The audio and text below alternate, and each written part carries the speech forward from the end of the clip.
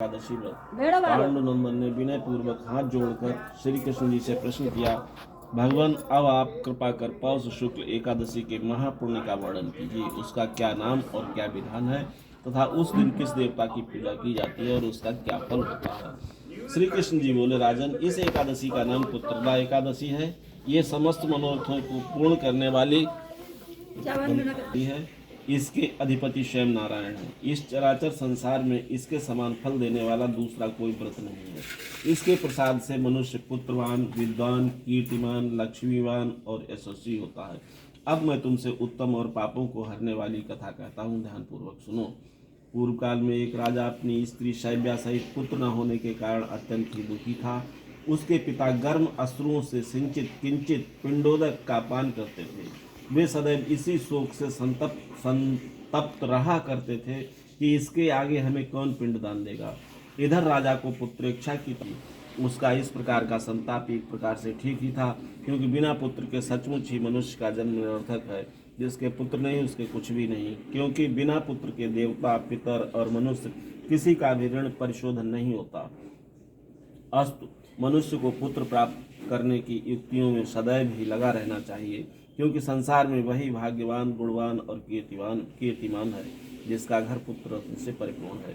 वे ही नरश्रेष्ठ, आरोग्य, संपत्ति और कीर्ति के अधिकारी होते हैं। ये सिद्ध है कि पुत्र पौत्रादिक पुण्यवान को ही प्राप्त होते हैं। दिन रात की चिंताओं से त्राण पाने के लिए राजा ने यह निश्चय किया कि अब मेरा शरीर धारण किए रहना व्यर्थ है। किसी प्रकार इस शरीर को त्याग देना ही श्रेयस्कर है, परंतु आत्मघात करना महान पाप है। इस प्रकार के विचारों में पड़कर वह एक दिन चुपचाप अकेले घोड़े पर सवार हो वन की ओर चल दिया। इस प्रकार वह वन में पहुंच नभ में उड़ते हुए पक्षी एवं चारों ओर लगे हुए सुंदर वृक्षों के प्राकृतिक सौंदर्य का अवलोकन करने लगा। वहां पर कहीं तो अपने अपने निवास स्थान से निकलकर मृग झुंड इधर उधर चौकड़ियां भर रहे थे, कहीं व्याघ्र, वाराह, सिंह, वानर, नीलगाय, सशक, सर्प और जंगली हाथी अपनी हथिनियों के साथ क्रीड़ा कर रहे थे। किसी तरफ संगालों की ध्वनि थी तो किसी ओर से उल्लुओं के कर्कश नाद सुनाई पड़ रहे थे। इस प्रकार वन की शोभा देखता और वन पशुओं के शब्द को सुनता हुआ राजा वन में घूमने लगा। घूमते घूमते उसे दोपहर हो गई। उसे भूख और वियोग ने सताया, परंतु वह आगे ही बढ़ता गया। आगे चलकर उसने देखा कि एक अत्यंत सुंदर सरोवर है, जिसके किनारे अत्यंत सुंदर, मनोहर और दिव्य रूप वाले नाना प्रकार के पक्षी, सारस, हंस, मोर और चकोर चारों ओर घूम रहे हैं और बहुत से ऋषि मुनि वहां पूजन और ध्यान में मग्न हैं। वहां प्रवेश करते ही राजा के दक्षिण नेत्र और बाहु फड़कने लगे और मन में एक प्रकार का उत्साह सा प्रतीत हुआ। राजा ने घोड़े से उतर घोड़े को एक वृक्ष के सहारे बांध दिया और ऋषि मुनियों के पास जा उनको अलग अलग प्रदक्षिणा और प्रणाम इत्यादि किया। राजा का सुंदर वेश और सुंदर स्वभाव देखकर एक ऋषि ने कहा, क्या इच्छा है, क्या काम है और क्या विचार है।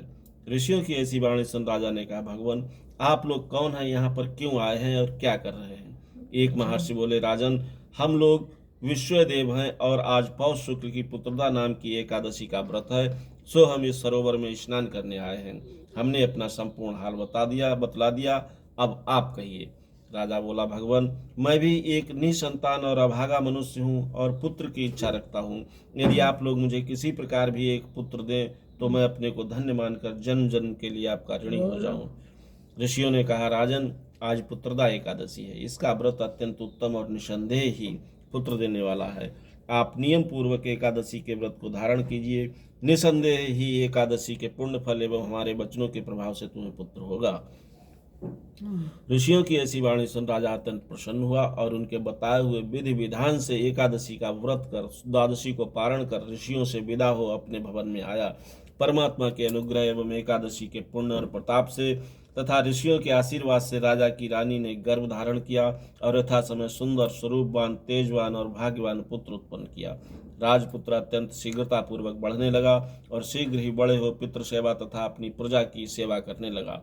इतनी कथा कह भगवान श्री कृष्ण ने कहा, राजन, इस एकादशी का व्रत जो लोग करते हैं उनको अवश्य ही पुत्र की प्राप्ति होती है और वे इस लोक में नाना प्रकार के सुखों का उपभोग कर अंत काल में परम पद को प्राप्त होते हैं। जो लोग इसकी कथा को कहते हैं कि भक्ति पूर्वक सुनते हैं, उनको सहस्रों अश्वमेध करने का फल प्राप्त होता है। इति श्री लक्ष्मी नारायण भगवान की जय। बोलिए नारायण भगवान की जय। जय। जय श्री